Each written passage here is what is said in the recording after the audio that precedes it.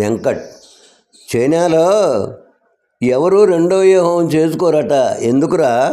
శంకర్, అందరి ముఖం అలాగే ఉంటుంది కదా, ఆ మాత్రం దానికి రెండో పెళ్ళి ఎందుకు అన్నాడు.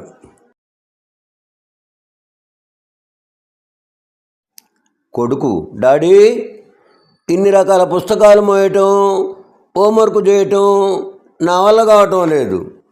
తండ్రి, నన్నేం చేయమంటావురా? కొడుకు, నా హోంవర్క్ చేసి పెడతానంటేనే బడికి పోతా, లేకపోతే వెళ్ళండి డాడీ. తండ్రి, మీ అమ్మ ఇచ్చిన హోంవర్క్ బట్టలు ఉతకటం, అన్నం కూరలు వండటం, అంటు తోవటం చేయలేక చస్తున్నా. ఒక పని చేద్దాం, నా పని నువ్వు చేయి, నీ పని నేను చేస్తా. కొడుకు, నాకు అర్థమైందిలే, అమ్మ పెట్టే తాతరు పడలేక ఇలా ప్లాన్ వేసావా?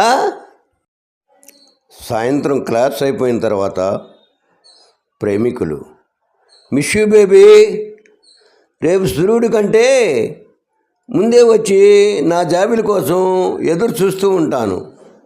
స్నేహితులు, మామా, ఇవాళ టీకి డబ్బులు నేనే ఇచ్చాను, రేపు నువ్వే ఇవ్వాలి, గుర్తుంచుకో. పరమేశం చాలా సేపటి నుంచి భార్యతో గొడవ పడుతున్నాడు. ఆమె ఎప్పటికీ తగ్గకపోవడంతో అతనికి మెరుపు లాంటి ఆలోచన వచ్చింది. నువ్వు చాలా అందగత్తివి, తెలివైన దానివి అయినంత మాత్రాన ఏదన్నా చెల్లుతుందని అనుకోవద్దు అన్నాడు. ఆ మాట పూర్తిగా వినకుండానే ఒక్కసారిగా ఆమె మాట ఆగిపోయింది.